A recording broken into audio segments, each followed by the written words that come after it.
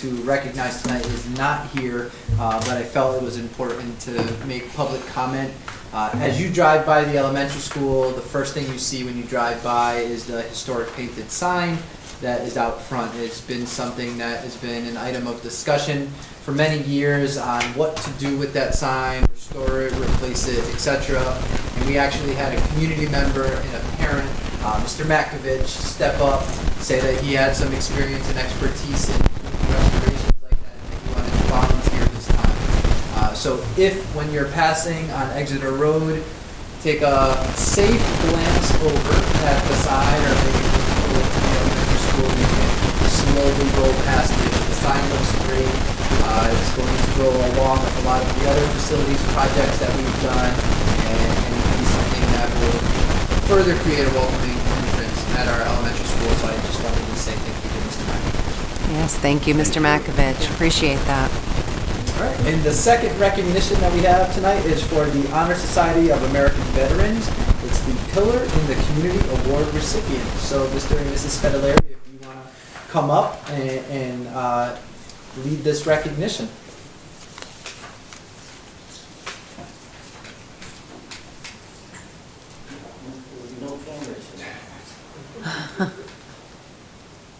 If you wouldn't mind on the mic, if you push it so that the line is down, that way everybody that's watching can listen. Thank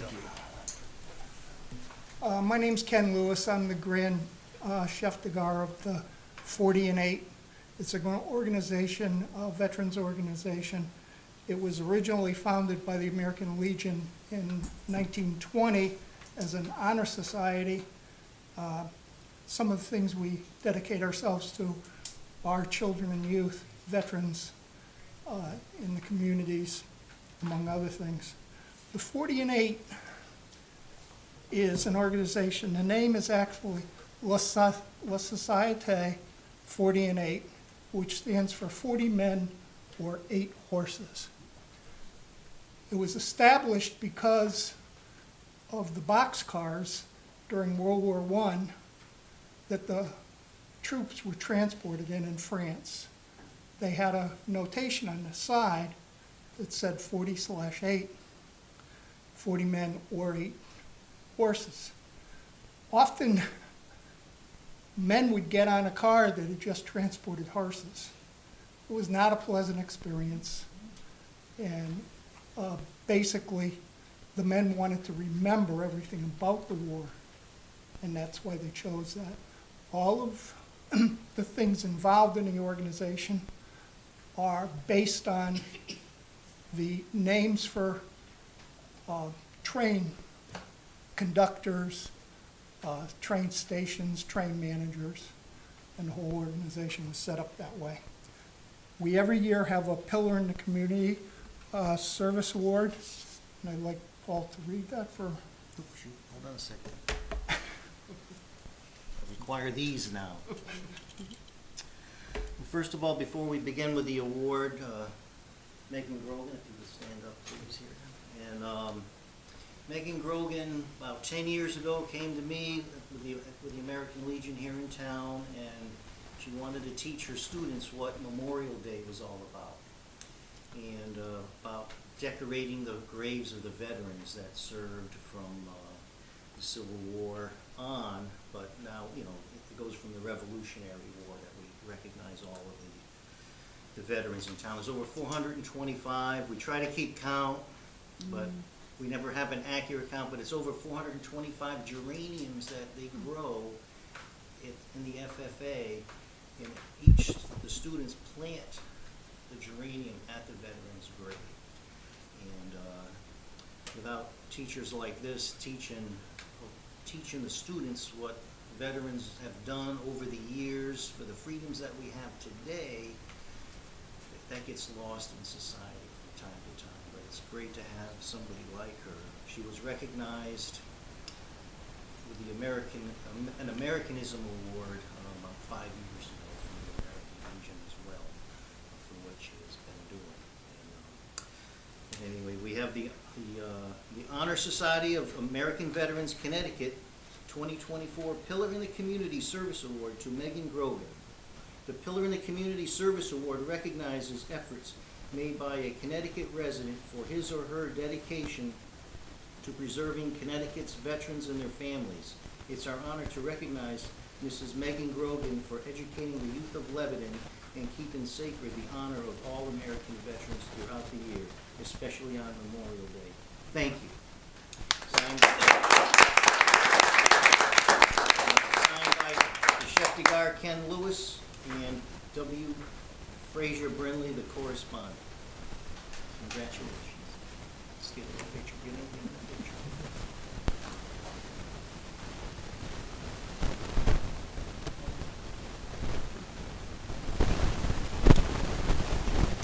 Well, congratulations, Megan. Thank you.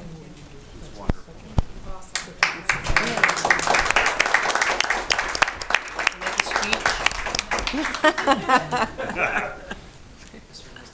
To the Board of Education, if I could just have a point of privilege. With the American Legion, also in our town here, you know, if you're not aware, we have an oratorical contest that Diane, the teacher Diane Eyre, she coaches the students. It's a contest on the Constitution where the students speak on any subject of the Constitution. They have 8 to 10 minutes of prepared oration. Then there's 4 assigned subjects from the Constitution that they have to speak extemporaneously, that they have 5 minutes to prepare. And in New London County, Lyman Memorial High School is the only school that participates. It used to be East Lyme High in Lyman. And, without her coaching the kids, you know, it can go to the national. It's a $20,000 scholarship for first place. And in Connecticut, we have 7 districts. And that's a 1 in 7 chance to go to the national organization, you know, to win the scholarship. Here in the state, when they leave from our district, they get our post is $250, the district's $500, and at the state level, it's up to $1,500, or as a minimum $500. So, I mean, the students do a lot, but I just want you to be aware of that, and that goes on at the high school. And this year, it's going to take place in December, so. When we do have the contest, you know, please feel free. We'll let Mr. Apicelli know so you guys can know, just to come out and watch the students, but we don't really get a good audience. Thank you. Okay. All right, we do have some communication this evening to discuss. We have some letters of resignation. The first letter of resignation comes from Jonathan Aguilar, who officially resigned from his position as IT tech, effective 7/19/2024. He wrote in his letter that the decision was not easy to make, that he expressed that he's genuinely enjoyed his time here, appreciating the learning opportunities. He's been grateful for all the support of the colleagues and the trust that was placed in him to contribute to the IT team. Next is from our former library assistant at Lebanon Elementary School, Erin Burns. She comments that she appreciates the opportunities for professional and personal development the district has provided over the last 4 years, and in particular, she's felt honored to have been a part of such an esteemed and supportive team. I also have a letter of resignation for our former biology teacher at Lyman Memorial High School, Angel Navarro. She appreciates the time that she's had at LMHS and learned so much while she's there, and she says that she'll treasure the relationships she's developed with students and co-workers. We also have a letter of resignation from Samantha Murdoch, who was the LES main office attendance secretary, who says that she greatly appreciated the experience and opportunities provided during her time at LES, specifically commenting on Mrs. Scorso's unwavering positivity, support, and kindness, making it a significant impact on her work experience and making it a bittersweet decision for her. We also had a letter of resignation from Kristen Christensen, who was our main office and ag secretary. She genuinely enjoyed working at Lyman and appreciated the opportunities for personal and professional growth. but after careful consideration, she's pursuing a new opportunity that provides full-time position with benefits. And something new that's at your place setting that was not in the packet, we did receive a letter of resignation from Roger Moyer, who's a paraeducator within our school system, who was recently accepted into a physical education master's program, and he'll be working towards obtaining his teaching certificate. He's grateful for the opportunities and appreciated the support and guidance by all as well. There is one retirement, which is for Denise Laskow, who is a paraeducator at the middle school. She wanted to thank us all for the opportunity to be a part of the middle school family for 16 years and wishes the best to all. Okay, thank you for that, Andy. We certainly do wish all of those folks well in their future endeavors. All right, at this point in the Board of Education agenda is public participation. According to the Lebanon Board of Education bylaws, the Lebanon Board of Education will allocate up to 30 minutes, with each individual speaker allocated up to 2 minutes. At this point, are there any members of the public who wish to speak this evening? Okay. Seeing none, we'll move on to our consent agenda. Motion to approve the consent agenda as presented. Second. A motion by Alexis, seconded by Danelle. Any discussion? All those in favor, please raise your hand. And that passes unanimously. Okay, we'll move on to our reports of committees. Dawn, would you mind if I start with you? Sure. Superintendent eval? We met twice since the last meeting, and we'll be talking about it later. Okay, thank you. All right, Rachel, finance. We did not meet this month. Okay. Andrew isn't here, so Alexis, do you have any updates on either of your subcommittees? Safety No and report for security? either. Okay. And Danelle, curriculum? No Strategic report. plan? Did No? not meet. Okay, thank you. And Brian? We met tonight on policy subcommittee. There are going to be 2 first reads that we're bringing forward tonight that the subcommittee is recommending adoption. It's 4009 and 5012. And our Title IX, sex discrimination and harassment is for personnel and for students. We also talked about 4 other policies, I believe, that are not on tonight's agenda, but we'll be bringing those forward for discussion and first reads for next month. So. Any questions on that? All right, thanks, Brian. Nicole is also not here for facilities, but I did facilitate both tonight and the July meeting. The minutes are also in your packet. Many of the updates that all of us were here for just a few minutes ago from John were also items on the agenda from last month as well. So you have the most current, up-to-date info, and everything that we discussed, I believe, will be also updated within the annual report. Correct? Okay. Great. As far as governance, I did just want to update the board on the school study. We did meet on the 31st of July, where we were given another presentation by the SLAM company, including some very rough figures. There were about 3. There were 3 that the committee had decided on, including, so 3 in addition to, I should say, the initial figures that we were given to improve all 3 facilities at current status, so with no changes. But we will keep you posted on what those figures are. The agenda, the minutes, and the video of the meeting is all posted online at this point. Okay, anybody have any specific questions on that? We're meeting again coming up soon, I believe next week, to discuss any any kind of updates to the financials and some questions that the committee had, so.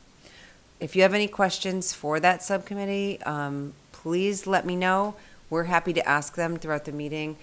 Brian's on the committee, Nicole's on the committee, but they did ask that only the members of the committee are the ones kind of asking the questions to SLAM. So, but if the board has any questions at all, don't hesitate to reach out to any one of us, and we'll ask them for you.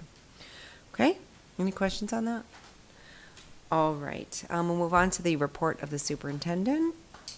Thank you. So this first agenda item here is something that's been a long time coming, but we did move to an all electronic back-to-school mailing for our families, students, and community. I still have some flashbacks of when I walk out of my office as the elementary school principal and see nothing, because there were stacks of envelopes that had been stuffed by our front office staff and anybody else who was willing to help. And then we had a sizable cost that went along with that to give postage to send those heavy packets out. So this year, we sent we even going into, the end of last year, kind of let people know that we would be doing that through our newsletters. And then we sent a text through our Thrillshare platform to let everybody know to look in their email boxes so that they wouldn't miss it. But then there were principal letters, and within the principal letters were links that embedded in the letters that brought them to all of the information that they needed to know for back to school. We also worked extensively with Power School to have our parent portal up to date, so families can go make demographic and emergency information or contact changes there, and there's a whole process for that to be approved so that we can make sure that we're aware of any of those changes. This is something we will maintain moving forward. There will no longer be these hefty paper mailings that go out. It's much more efficient for our office staff, and it is a nice one-stop place that families can go back and look to. Additionally, our bus routes, that was something else that used to be in the mailing. Those are now posted on our website. M&J has been very helpful in handling any concerns or questions. So if there's families out there that want information regarding the bus routes, please feel free to call M&J to get those answers. Can I just add that we did implement parent portal at the elementary school, which we weren't doing before. We were just, as soon as they got to middle school, they were able to do parent portal. We've implemented it now for all 3 schools. So now they can immediately, as soon as pre-K even, join the parent portal, and we'll be getting more into that later on what we want to add to the parent portal. I mean, we've been using parent portal for the middle school and high school, but now we can use it for the elementary school, which I think is great. Great. Any questions on the electronic back-to-school communication? All right, enrollment. So at the beginning of the year, do like everybody to have an idea of what our class sizes are looking like, what our overall student enrollment is. At the high school, we are almost exactly at the number that we left the school year. Right now it's 322 students. In June it was 324. I know that several times I've reached out to Mr. Apicelli and he hasn't been at his desk, and he's called me back and let me know that he's been out on a tour. So it is pretty typical that the last couple weeks of school we'll have families that join us. We've had some families that were planning to go to technical schools that have decided to come back. So there's some changes that will no doubt happen before I'm able to update you again, but that number at the high school has been pretty consistent. Similarly, at the high school, we left with 261. They're currently at 260. The biggest change is at the elementary school. We're actually down 19 students from the June enrollment report to now. I can directly point that to the small bubble that we have in kindergarten. So last year, our kindergarten class was 77. This year, our kindergarten class is 46. Ooh, that's a big difference. There's several factors. If you start thinking about birth dates, that was back during the start of COVID, and many families were hesitant to continue to grow their families at that time. That was something that was kind of played out in our NESDEC projections. Also, the kindergarten age change. is factored in here. You can see that our preschool enrollment is at 64 already, compared to at the end of last year being at 63. And we know through all the reports that I've given you, that number just grows because we do our rolling screening and enrollment. So that number of pre-K has our half-day sections and our school-day section. The half-day sections will continue to grow throughout the year. So that pre-K number could balloon to over 70, 75 potentially when you factor in the screenings and ongoing enrollment. Also, if you'll remember, with that small kindergarten class, we did consolidate a section, so we no longer have 4 sections of kindergarten, we only have 3, and we moved that staffing to other places within our building to help support the school day, pre-K class, etc. But that kindergarten class from last year that's now in first is actually the largest group pre-K to 8 in our district. Wow. So that was something that was somewhat an outlier, although the grades that are to follow according to projections have been coming in the 70s. So What's the total LES? 358 presently.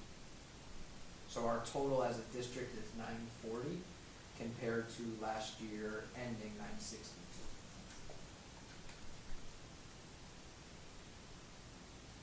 Questions about enrollment? And I can bring again in September a quick update, just to let you know how many families we had enroll over the last couple weeks.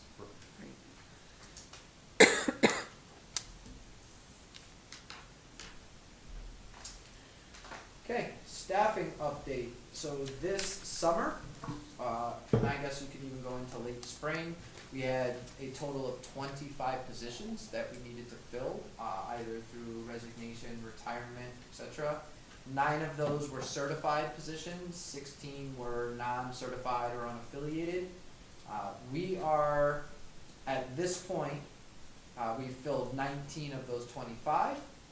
We're still looking for 3 secretarial positions and 3 paraeducator positions, and those are basically the positions that I just read the resignations and retirements for. So if you were to take us back 2-3 weeks ago, we were in perfect shape. Right now, we got a little bit of work to do, but those interviews have already been underway, and I actually have some candidates in these positions that I'll be meeting with to see if we can get them to sign and join our team this week. Any Sounds questions good. about staffing? No? All right, athletic training services. So we do have a contract with Lean Athletic Services. That was our previous athletic trainer. I know that we had the bid process multiple times, and then we posted. Through the posting process, we were not able to get any applicants, and I consulted with our athletic director, and we put forth a waiver, given that time was of a critical factor, and Lean was still agreeable to having conversations of continuing to provide service. The new contract is for 800 hours, which is 50-hour increase over the previous contract, and at a salary of $37,500. Any questions about the athletic training services? Okay. English course and curriculum update, Mr. Appicelli, if you wouldn't mind joining us and updating the board on where we are with that.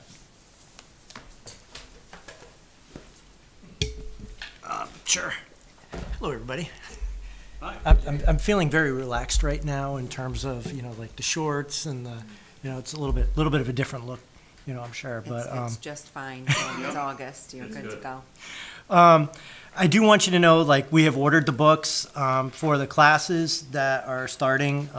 They've already started coming in. You probably walked past, the mountain of packages out there. Christmas, as somebody described it. Those have been ordered. There is curriculum up on the website. There is one thing that we still have not finished yet, and that was there was a request for a book list. so a list of like all the books that we have. But our English department chairperson hasn't been able to come in this summer to do that. So that is something that we're still looking to finish. But there is a lot of excitement. When I'm doing these tours with families that some of them are new to town. Some of them are actually from other towns. I had somebody that just showed up the other day when I happened to be giving a tour, so I brought them along. But they all love the idea of student choice. And when we start talking about some of the, the different sections and things that they can read, or, like sections for the reading portion of those classes, they love the idea behind that. So there's a lot of excitement, and they're like, "Oh, that's the parents are all saying, I wish we had that choice, when we were kids, rather than be, forced, in some cases, forced to do certain things. Like, I'm going to read something that's of interest to me. Maybe not every single book in that is going to be what they wanted to, but the overall topic is going to be something that interests them." So that was a real positive that I saw on our tours and with the people that are just completely new to town. I mean, there are people that their houses haven't even been built or finished being built.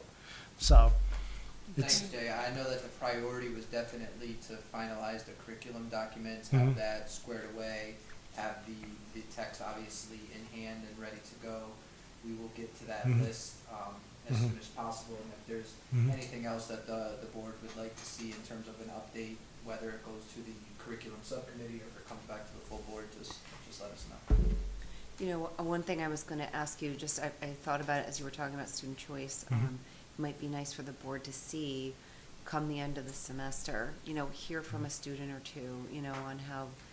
I think that's a great idea. Yeah, and let us know how they enjoyed it, what worked, what didn't work, like, what were the benefits and the cons. And I agree with you too, like what worked, because there are going to be there might be some things that didn't work, and this is going to be our chance to try and tweak things. And anytime you roll out something, especially a massive change like this, there's going to be some things we're gonna have to tweak. So getting the students' input in that is going to be important. Yeah, I think it'd be great for us to hear too. And I can guarantee, there won't be a shortage of kids that would want to come in here. And I'm serious about that wouldn't want to come in here and talk to you guys. And maybe even one of our board reps is in one of those classes. Oh, they have to be. They have to be, because anybody in grades 10 through 12 is going to be outside of kids who might be taking an AP course. Yeah, they'll be great resources. All right, thanks, Mr. Officer. Yeah, no problem. Thank you. Thank you. All right, the building walkthrough is Tuesday, August 20th. As a reminder, we've done a facilities walkthrough at the beginning of the summer to kind of check on the status and identify things that we'd like to see done. Then we circle back at the end of the summer. This is good timing. It still would give us a week or so to get to some things that maybe hadn't got done yet. Obviously, as we talked about in our facilities subcommittee meeting, and we'll talk about a little bit more later in this agenda, there are a lot of big projects that were time-consuming and consuming of a lot of our staff members. But I feel that I'm confident John and Chris and the rest of the crew have really worked hard to knock things off of that list as well. If you're available, please join us. We will start at 8:30 at Lyman. Takes roughly 45 minutes or so in each building, and we go right down the street. Questions about the building walkthrough? All right, and annual report. I first want to just talk about how proud I am as we reflect upon last year. Although we're extremely excited to move forward, and this school year is right around the corner. It's always a great way to put a cap on the previous year. That annual report has been shared with you along with the slideshow in your weekly updates. It's also on the pop-up as soon as you go to our district website, so anybody who is an existing family that goes, they can go there and look at it, or if we have somebody who's just visiting the site to see what our district is all about, it's one of the first things they'll see. I did put it out in our summer SMORE superintendent update I also have some hard copies that will be going to the town hall, the library, and the senior center. I did take your suggestion from years past, although it is a little bit bigger of a document when you print out the slideshow as well. I did put 6 slides per page and try to maximize the space so that people can have pictures to go along with the words. And I look forward to dropping those things off. So all in all, very, very proud of many of the accomplishments from last year and look forward to showcasing that for everybody. Any questions about the annual report? Thank you. All right, that brings us to the finance report, the 23-24 budget.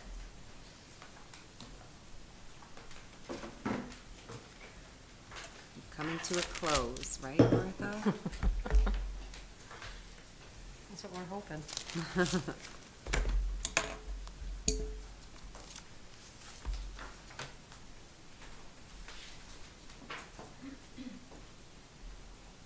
Thank you.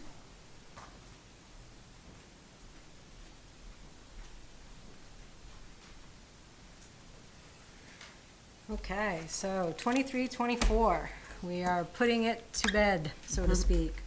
I'm working on the big annual EFS report that's due by the end of the month that goes to the state. I will tell you that that is the worst report I think I've ever had to put together. Yes, there were a couple of days there where I almost walked into Mr. Gonzalez's office and say, yeah, I've had enough. Oh, no. Yeah, it's been interesting, but we're getting through it, and we'll make the deadline and get it submitted. We are basically, not posting any more payables at this point unless an invoice comes in that's of a substantial amount that relates to the prior year. Per order requirements, we would have to post that payable. I did have conversations with the town on what their cutoff is. They basically don't cut off till the end of August because of requirements they have of leaving it open for tax collections through the first 60 days. So Haley basically can't close her books until the end of August. So because that happens on the revenue side, she, does not shut it down on the payable side either. And that is common practice, from what I'm finding, is that, a lot of schools, continue posting their payables right through the time that they submit the EFS report, because if it's, the auditors, in their audit and review, they can actually make us make changes to the EFS reporting and add those invoices or expenses in. So it's a little different world in the school and municipalities. It's certainly different from the world that I'm familiar with, where at the end of July, you cut it off and then you say you have a threshold. Anything that's over 10,000, then we would, accrue for that. But that is not the way it works in this world. So we are looking at it, but at this point, as far as I'm concerned, there are no known invoices from prior year that are outstanding. If something creeps up, we can't control that. But again, I am looking at it from a materiality standpoint. And, if it's less than, say, $5,000, it probably would just get applied to the new year and not accrued back to the old.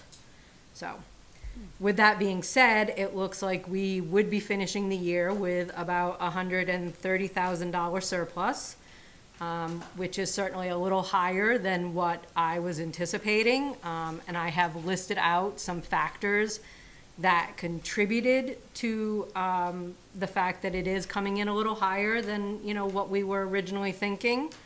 One of those areas is the Medicaid reimbursement increase. We brought in over an additional $30,000 on Medicaid reimbursements, and that's not something we control, so to speak.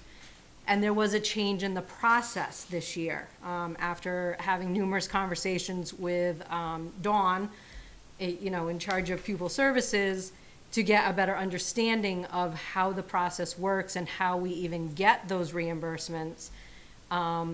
We work with a company called Rely, They produce letters for us that they send to our office staff, they send to Kim. She then mails them out to the families that would qualify for, you know, getting us a reimbursement. The family, all they have to do is answer a couple of questions, sign the letter, and send it back in. That is a change in process. It's, you know, more, we're putting the information forward to the families instead of so much relying on the families to do some of the legwork. So we're basically giving them all the tools they need. The other big change that contributed to the fact that we brought in additional money was 504s are now included as people, families that can receive these letters and indicate if there's a Medicaid reimbursement, that it come to us. So those were two of the biggest factors that contributed to that. The excess cost calculation, that's never going to be an exact science, especially as long as the state continues to change the playing field midstream. So, you know, the fact that it's only 26,000 is probably a good thing. And I guess it's better to have additional money come in than less money than we were expecting. I know Mr. Gonzalez can speak to some of the other items because he had some direct conversations regarding some of the unspent encumbrances. Thank you very much, Martha. So, as Martha pointed out, Medicaid and excess costs, we have limited control and even understanding of how those calculations are going to be handled. The 69,000 that remains is something that we do have more control over. So, before I get into some of the reasons why this happened, I do want to identify some things that are realities. We had some significant transitions last year. Martha is new to her role. That's a big transition, and in the transition, there was a time where we had no business manager. And Martha's move to this new leadership role and left our accounting generalist position unfilled for a significant amount of time. John is in a new position as a facilities director, and the reason why I think that's important is not only were they were new midstream. So they were stepping into work that was already done without necessarily all the background information and rationale as to why it was done. We have talked, and we know, starting with me, we have to do a better job in trying to bring this down. And I think if you look at recent history, we have been pretty reasonable with our surpluses. And even as I look at the 69,000, that's about 1/4 percentage point of our overall budget. So minus the excess costs and Medicaid reimbursements, I think all those factors considered, we did a pretty good job.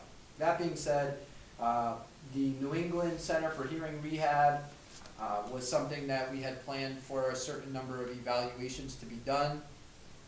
The number of evaluations that we thought needed to be done per student plans came in less than what we thought.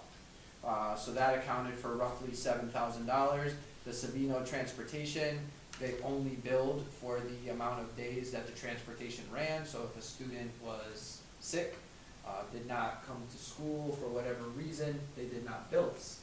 So that came back less because we projected out for every single school day. So that was another roughly $3,000. M&J, athletics and district, breaking that apart, the athletics, there's roughly $6,000 of surplus funds there. If you think that we have roughly 10 varsity sports, each one of those runs, Martha and I did a calculation, was close to $500 to be taking teams to and from, accounting for the different mileages that they would go to for these different venues. So in essence, we over budgeted for like one additional contest. And I know that Mr. Elliott has taken an approach to be prepared for our teams to go into the playoffs, not necessarily all the way to the state playoffs, finals, but to make the league tournament, bless you, playoffs, and have some success. So each one of our teams was really budgeted one additional event. So that's something Martha and I have talked about, looking at season by season and trying to adjust accordingly a little bit better. But when you break it down that way, I think that's rather reasonable as well. The district was reimbursed funds for times that buses did not run. These are the credits that prior to Martha joining our team, we were updating you even going into last year, and that amounted to over $18,000 of credits this year. Shipman and Goodwin, believe it or not, our legal fees overall were less than budgeted. I think that's more on the special education side of things. I know that Dawn kind of oversees that, and she had a pretty good year in terms of the amount of times that she needed to consult with Shipman and Goodwin. On my side, I went over, and that is something that was able to balance itself out a little bit there, but that's something, it is hard to anticipate the number of hours and times that you're going to consult with your legal counsel, and I would say it's better to have more opportunity than not enough and put yourself in a hole. Andy, can I ask you? Absolutely. About the legal? So, legal was budgeted at 60,000. Year-to-date expenses through June came in at 84,682. Yet we're saying that we under-expended $11,005. So what happened is, we encumbered both of the lines in total. So there was 20,000 budgeted for the special ed, and then, the balance was, in the budget line for the district. When the purchase order was created, it was created to encumber all of the funds. We used all plus some on the district side, but on the special education side, we didn't use all 20,000. So this 11,000 was left there, but it was money when we were looking at the surplus early on. It was money that was looking like it was spent to us. So we're doing a better job of how we're encumbering the funds, so that moving forward, we're not going to encumber the full budget line, but we're gonna encumber more based on what the actual expenses were from, say, the prior year, or, taking an average and looking at it, so that we're not having money that's tied up. So in all the reports that you were getting throughout the year, this money was tied up and contributing to the bottom line as if it was money that was spent.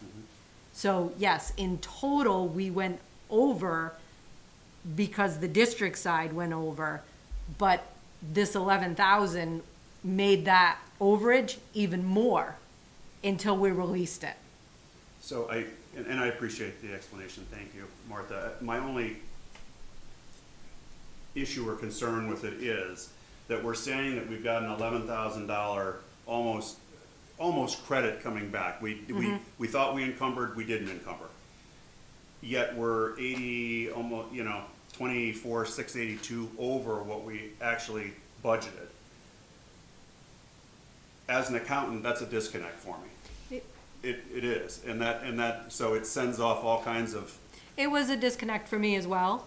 But I think that we've had this conversation about, Andy, about, our transparency about all that stuff. And I think it's important that we're speaking, because it doesn't equate. One doesn't match to the other. And I appreciate the explanation, and I got it. But if we're going to break those two line items out, and you want to report on those separately, then maybe they should be brought up, bumped out separately to look at them that way, because the way it's presented, to be honest, it gives me heartburn. So, thanks. So this list that Andy's going through is not a list of money that was where we were under budget. It's a list of encumbrances that were tying up funds throughout the year, that at the end of the year, when we went through and closed open POs, this money got released and it added to the bottom line surplus, where throughout the year, it was making the surplus look a lot lower. So that's why we need to make sure that we prepare the purchase orders and the encumbrances in a more logical way. And I've already done that with the M&J busing for the district. In the past, we created one encumbrance for the whole year that included the annual contract as well as any extra services. We have already just paid, as Danelle can attest to, because she signed the biggest check she's ever signed, she said. We just paid the annual contract one. We did the encumbrance for just that. I did a separate encumbrance based on an analysis I did of looking at the 3 school calendars, the 2 tech schools and our own school calendar, because where there's a difference in busing needs, that's where we have the charge for extra services. So that's what I based the encumbrance on for that. So it should be closer in line to what we actually should need, as opposed to just saying, well, we budgeted X number of dollars, let's encumber the whole thing.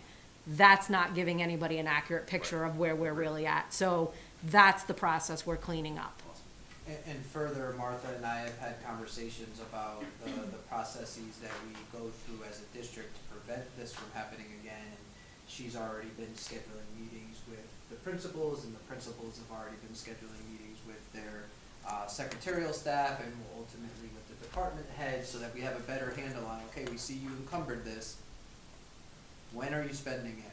Do you still need to spend it all? And if not, we can start releasing those funds much sooner. Any other questions on that? I just want to just thank you for looking into all of those nitty-gritty details and for cleaning those things up. I do appreciate, I mean, I appreciate, Brian, your perspective, you know, on hammering, you know, things out and being clear. And it sounds like what you're doing, Martha, is, and Andy, is going through those things and clarifying for yourself, for the admin, for us. So much appreciated. Thank you. So continuing down to 23, 24, you can see in your packet in the facilities tracking list, the technology, athletics, capital, there's really no change there. So that was kind of just making sure that you still had those reports, as well as what the 23, 24 non-lapsing balance is sitting at the $160,000 mark roughly. But as Martha just hinted, as to where we are looking to end with a surplus from that year, those funds will be transferred into this non-lapsing account. We can transfer up to 2% of our total operating budget by law. We're nowhere near that figure, but the surplus that we do have, we will be transferring into that non-lapsing account. There was a change to the mechanism for that. This is not something that needs to go to the Board of Finance for their approval anymore. It's something that we manage a little bit more on the Board of Ed side. Also, in your packet, you'll see there is an update on the town-approved surplus funding. We've been able to put those surplus funds from last year to great use. That was something that was talked about during our facility subcommittee meeting, and we'll demonstrate that progress again a little bit later on in tonight's agenda. Any questions about 23, 24 kind of as a whole? I just have one question. You mentioned this EFS report. Is it something that the report is just nasty? There's no way to prepare for it? Or is there something that we can do so that you're not literally trying to run out of the building during this time of year? This is my first time doing it, so that's kind of why I feel like my hair is on fire. It is a nasty report. Any business manager would tell you that. I mean, I actually had a phone conversation earlier today with Bob Serpinski, the business manager from 2 times ago. He actually reached out to me and wanted to know how I was doing with my first go-round with the EFS, and I said, did you hear me swearing and screaming? Is that why you called? He's got the office bug still. He said no, but I was very appreciative of that. He did give me a couple of very helpful tips of the trade, which, you know, I've already am putting into process. You know, when I was working this afternoon through it, you know, it just put my mind at a different level of ease. Having a clearer understanding of all the pieces of the puzzle and seeing how they all fit together that's having a huge impact too. Jumping into this role in the middle of the year, in the middle of the budget, and not having a lot of time to really spend on analyzing where we look with the expenses and why we code things the way we do, that kind of put me behind the eight ball, but now it's all coming together and I see the big picture, so hopefully it'll be a smoother process in the future. With that being said, though, we are implementing a new system. So how that's going to come into play come next year end remains to be seen. But it's giving me some ideas of things that I need to watch out for in this implementation of the new system. So, All right, great. Well, thank you. So moving on to 24-25, obviously we are very early on. You do have a monthly budget status report for 24-25. There's nothing really that should grab your attention too much. I know there have been a few big encumbrances that Martha's already detailed. You'll also see that the facilities tracking list has been updated to reflect the $90,000 that John will have to work with this year. The technology capital with the $100,000 that was added there, and the athletics with the $30,000. Non-lapsing has not changed. That is something that we will wait until we're officially done with the 23-24 and the Fund EFS report. Then we will bring that to you. Any questions on 24-25? Yes. With the new courses, textbooks, curriculum for K through 12, really, is that this coming budget or was that from last budget? We budgeted for it this year. Okay. And then maybe I spent more time on this than I usually do, but I was just seeing from last year's budget to this year's, the difference in the numbers of certain things, like the amount we saved for textbooks last year versus this year, library books last year versus this year, and just noticing, I don't know what drives the change in those figures. Yeah, and you have to remember the different initiatives that are happening across the district. You know, so all of those are lumped into one on this high-level report. So if we had a new math program at the elementary one year versus if we have just new textbooks at the high school, there's going to be a dramatic difference in how much it costs for an entire math program for K to 4 versus what it would cost for textbooks in grade 12. But I can definitely go back and get details if you'd like. Well, I was just curious, things like the library, we're sitting in the library, I think last year there's 25,000 budgeted for library books, 26,000, this year there's 17. Yeah, so those type of things I can answer right now. Those were things that, as we moved through the budget proposals, were cuts that I made at the superintendent level, based on historical spending, based on priorities, just trying to keep us to a spot where we could present something to the Board of Finance and ultimately the town, with our main priority being maintaining staffing levels and class sizes without reduction in programs, etc. Okay, thanks. Okay. All right, I think we've talked about the non-lapsing Yep. account there. Martha, if you wouldn't mind discussing the grants a little bit. So I have brought with me a handout. No, did you hand them out? That Andy will be handing out. This just outlines what our active grants are. It goes over what the award period is, because most of our grants are multi-year awards with the intention of spending a percentage in year 2 and then closing it out in year 3. So I've listed what the award amounts were, what our current funds remaining are. A couple of perfect examples of the 3-year grants are like the IDA 611 grant. Even though it looks like there's $255,000 that's available right now, we can only spend up to 25% of that in fiscal 24-25. And that primarily pays for paraeducator salaries. Our small town right to read grant, that paid for the new reading program in the elementary school. The same thing with the one right below it, the ARPA Right to Read. That money is being used on the training and resources necessary for that new reading program in the elementary school. And it only applies to K through 3, even though elementary school goes up to grade 4. The implementation of the new reading program is only covered, the grant will only cover K through 3. So any cost associated with that implementation of the program for 4th grade, we have to absorb. Title I, Title II, those are, IDA 611, 619, those are grants that we get regularly. The school readiness grants are, again, they're grants that, Rita puts together, and we traditionally get them. Those happen almost without fail. The big one, our ESSER 3 grant, we are down to our final $185.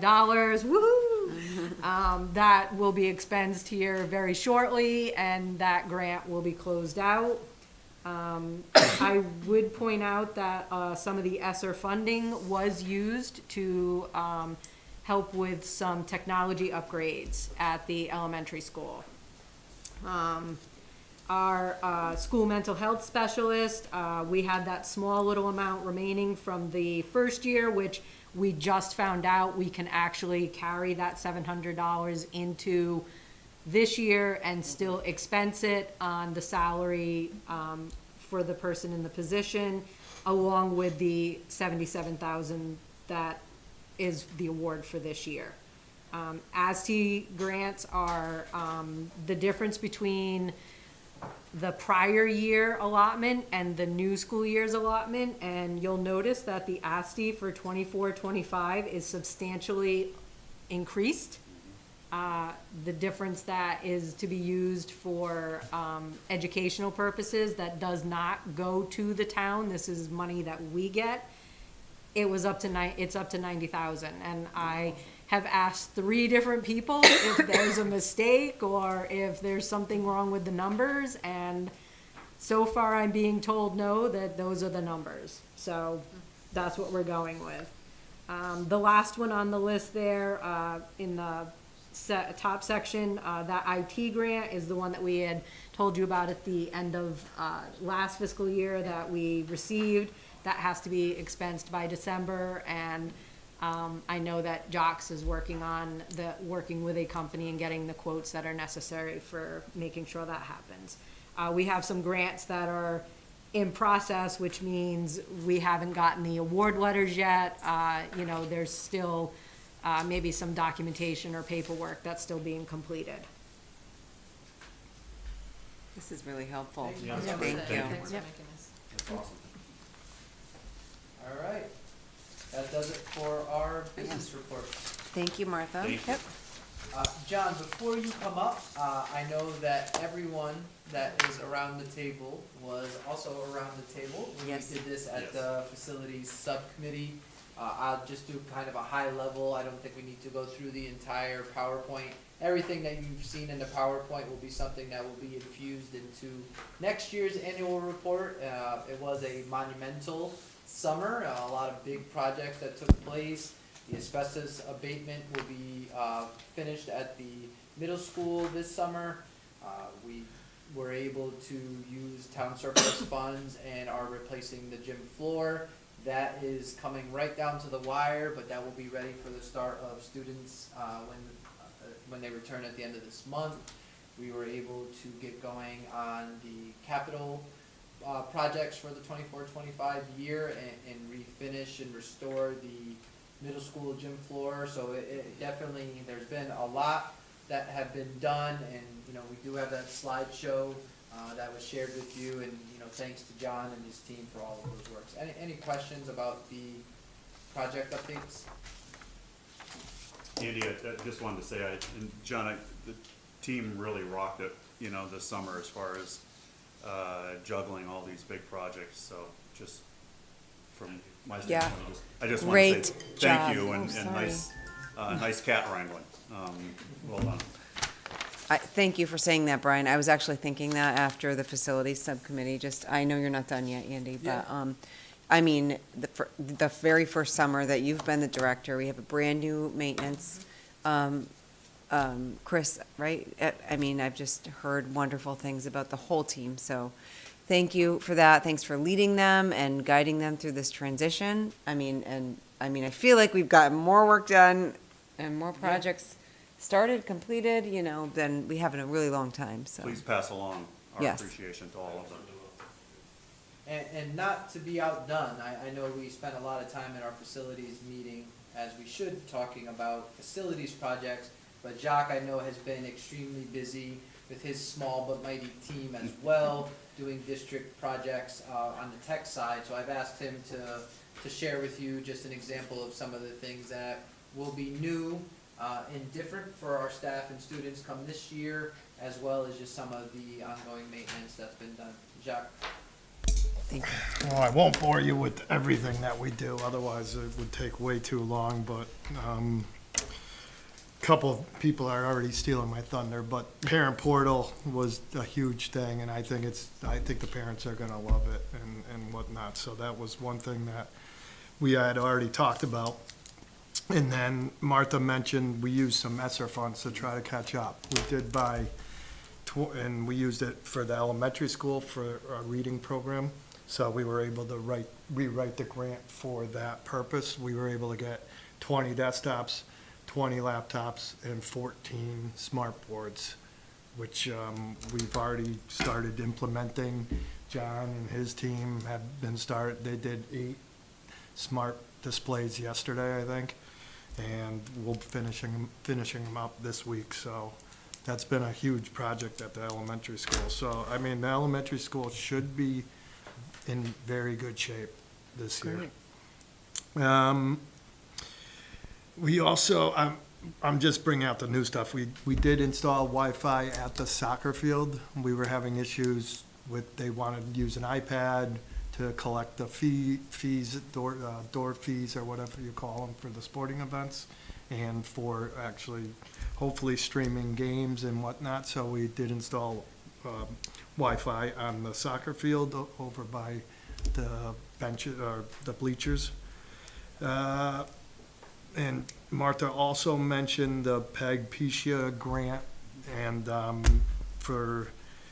we wrote it for the whole thing, was $150,000. We ended up getting $20,400 and something dollars, and was hoping to use some for the smart displays, but we're gonna use it for live streaming better, so we don't have all these wires here. We wanna get some IP cameras, some where we can amplify the sound also, so everyone back there can hear us. And I am talking to, like you said, a company called DNR. They had wrote the original one for something like $70,000, and I came back and I said, well, we're only getting 20,000, can you write it?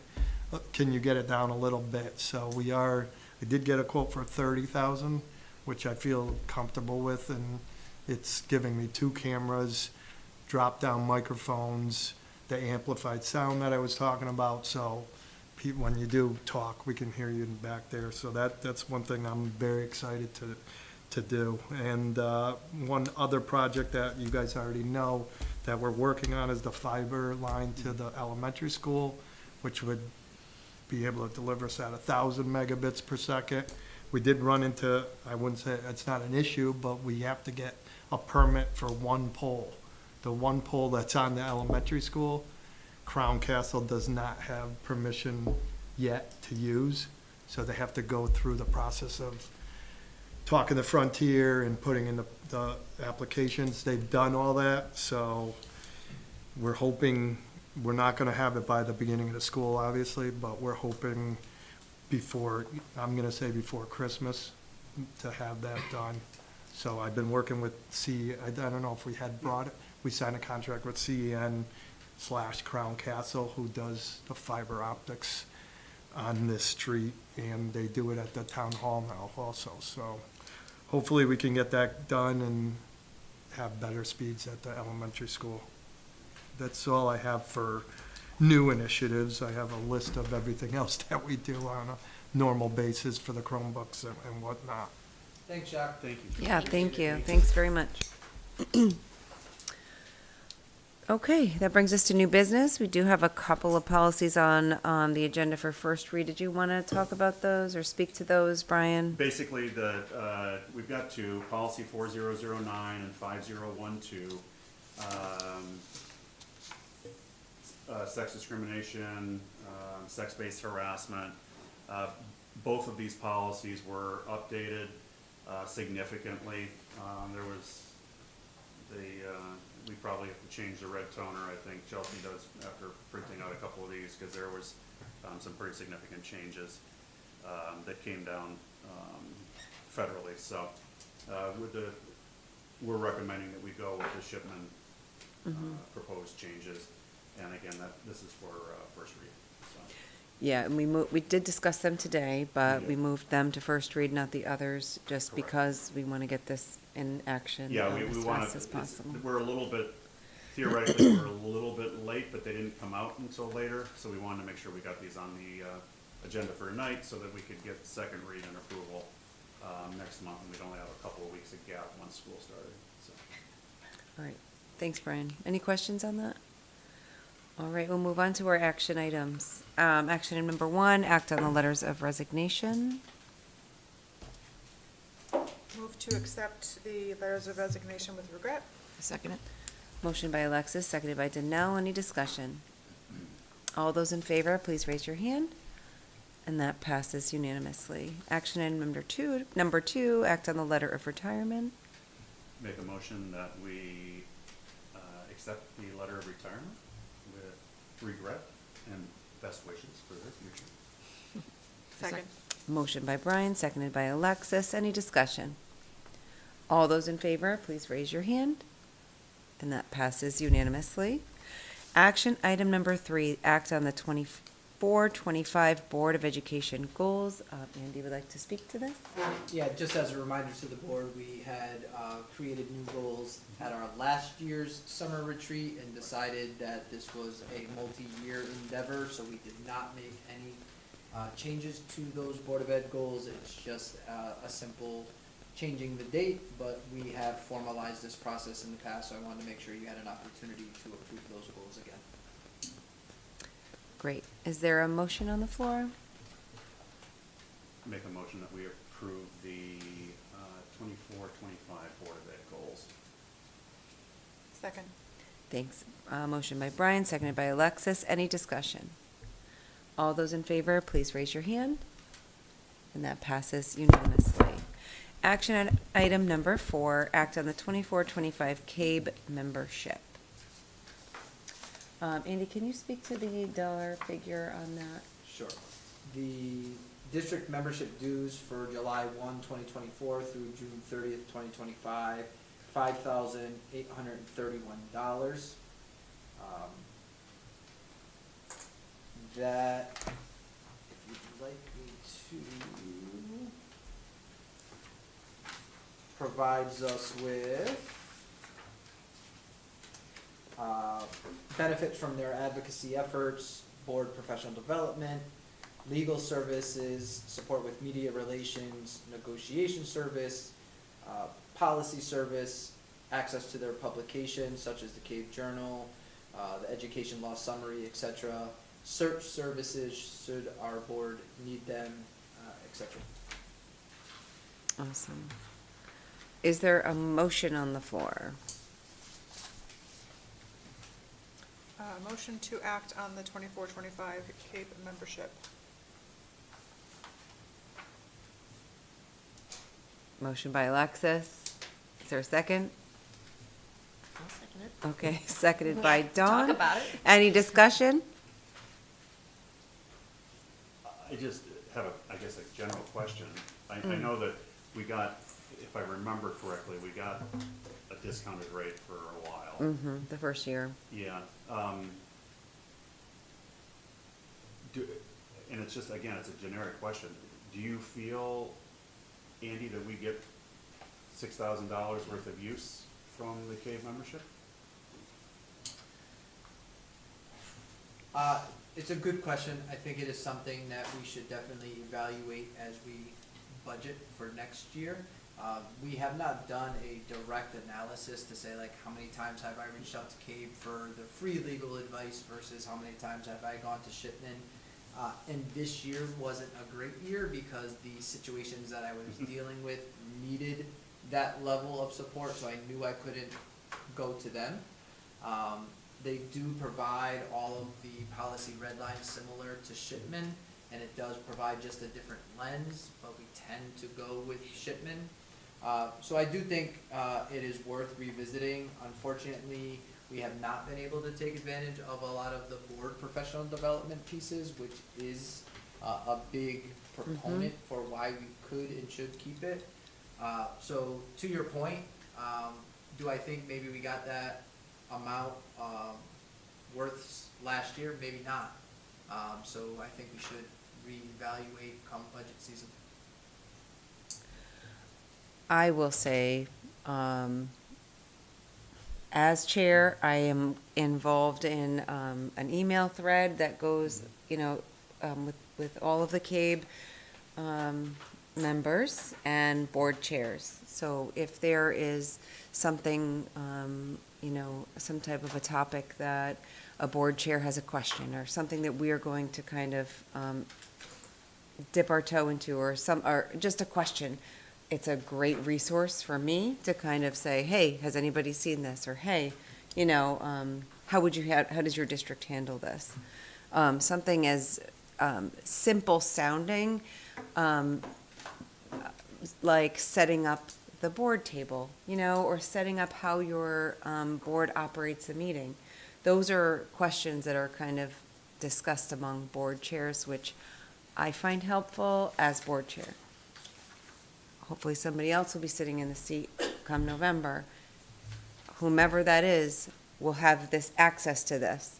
And as board chair, I feel like it's been a great resource. And I would hope whomever is going to be sitting here next time will have that access to that information. And there's also board chair check-ins monthly. Which unfortunately, I will be able to go this month, but a lot of times they're during the day when I'm working, so I'm not able to go to all of them. But there are resources, and if I have reached out for examples of superintendent evaluation tools, and Patrice is right there and just forwarding me resources at the drop of a hat. Do I know that it's worth $5,000? I'm not sure, but all I can say is I feel comfort in being involved as chair. Go ahead.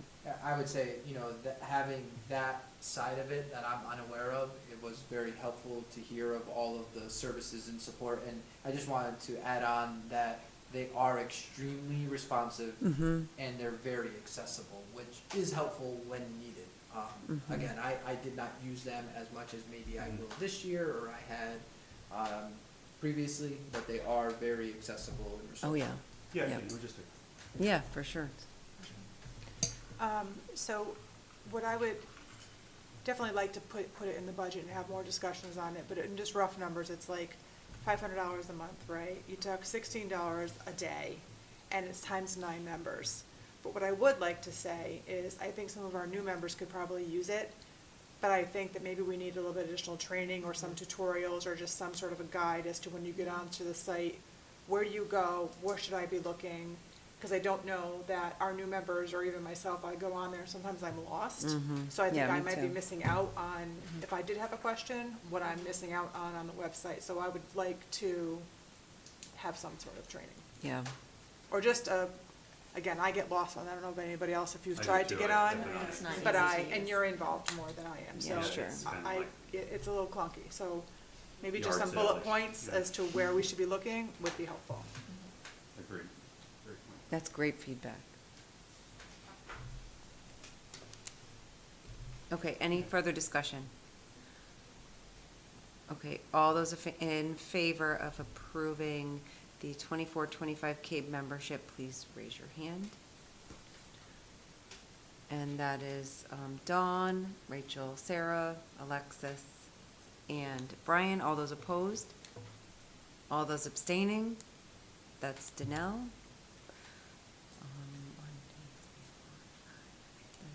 5. Yep, that passes. Thank you. I just had to consider with those that are not with us. Do the math. Right. Okay, action item number 5, act on the contract extension for snow and ice control, which Andy gave us a little bit of information about during the facilities subcommittee. Yeah, so I was able to have some conversation with our first selectman about the potential of doing an extension with a contractor in which we've been very pleased with their service. If you remember last year, we decided to do a 1-year contract since it was a change in contractor, and they did perform very well. I'm not sure if John wants to comment any more there. We did propose a 2% increase over last year's contract. It would equate to about a $1,840 raise in that award, bringing it to $93,840. John, anything to add?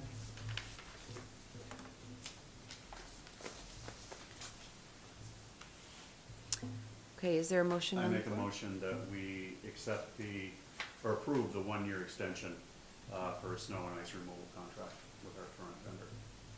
Second. Okay, motion by Brian, seconded by Alexis. Do we need to have figures? Could you include that figure in the, in, $93,840. For the amount of $93,840, which was a 2% increase over what we paid this previous season. Second. Brian amended his motion. Thank you, and Alexis seconded. Any discussion? No? All I heard was positive feedback this year. I didn't hear anything that was concerning at all, so I'm thrilled to vote to approve it. Okay. All those in favor, please raise your hand. And that passes unanimously. Action item number 6, the discussion and potential action on the superintendent evaluation tool. Dawn, can I give you the floor? Sure. Thank you. The tool is starting on page 207.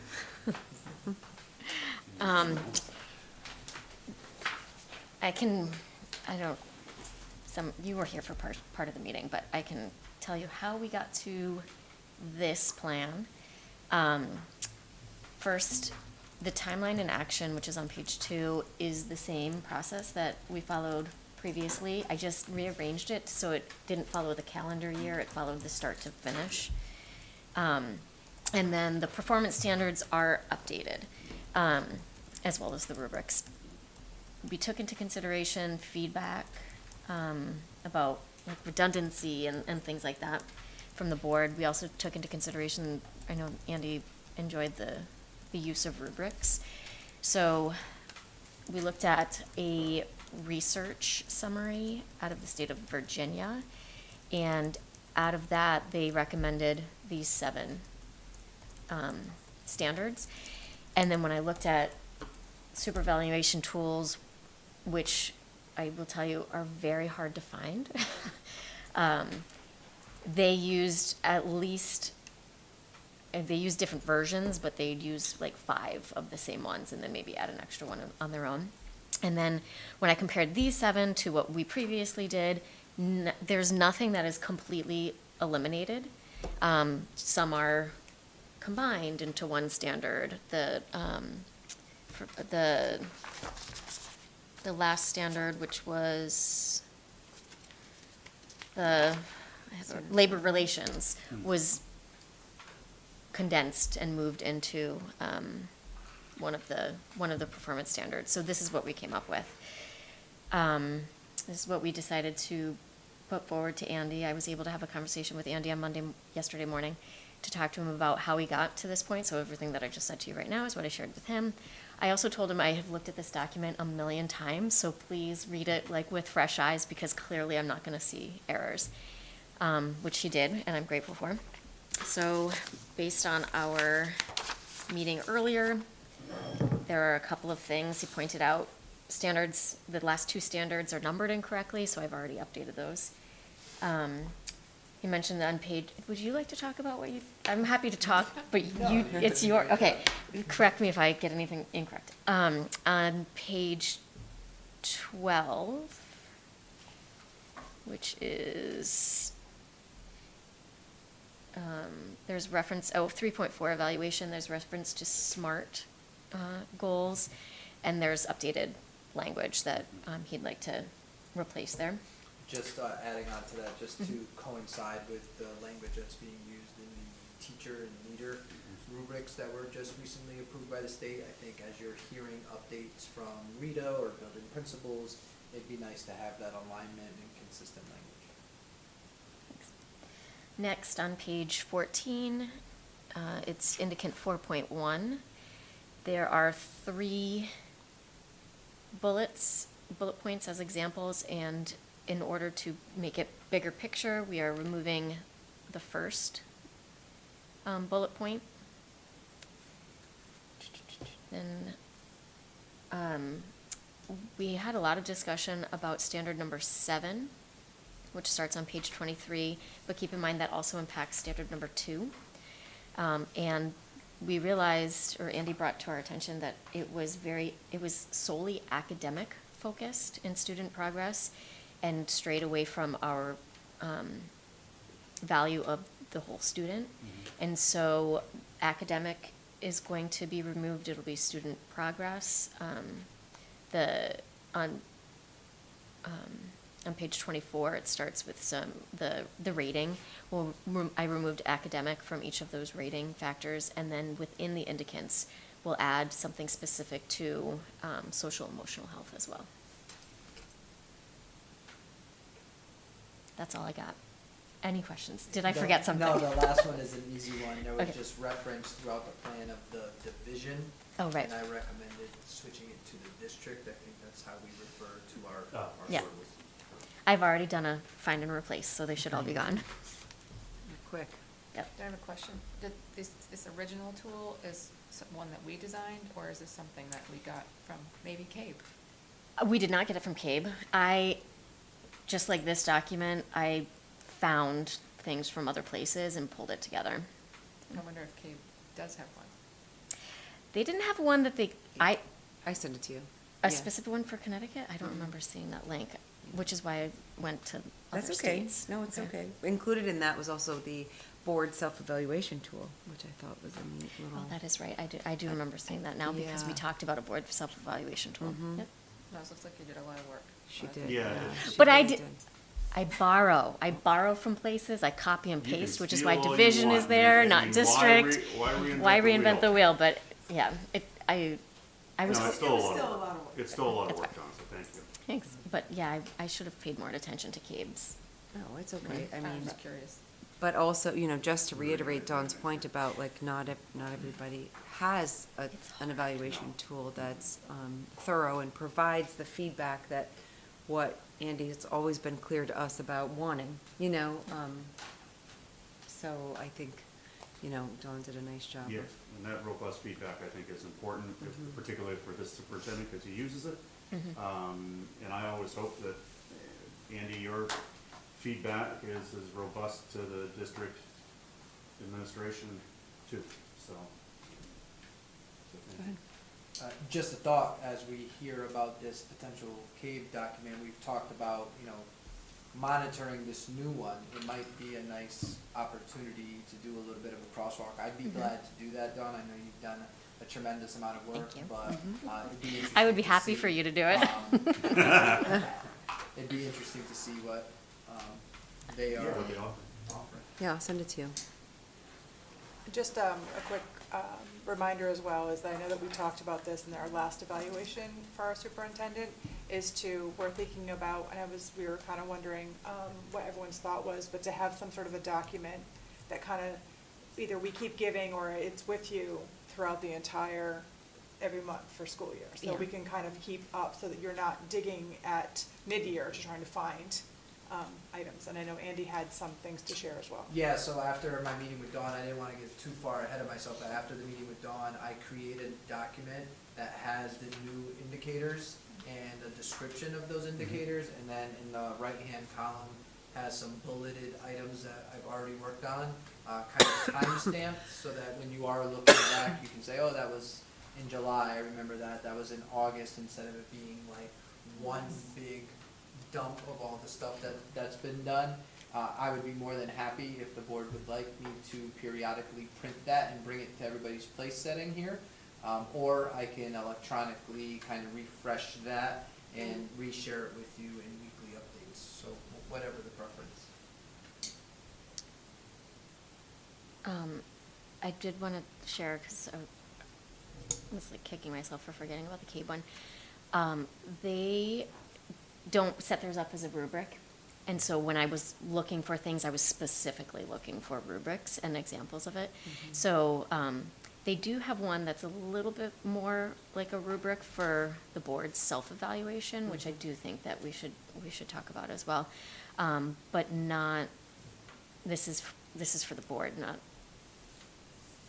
necessarily, I mean, there are points for ethical leadership and things like that, and then areas of responsibility, but nothing as a rubric, so that's why I didn't pay as much attention to it.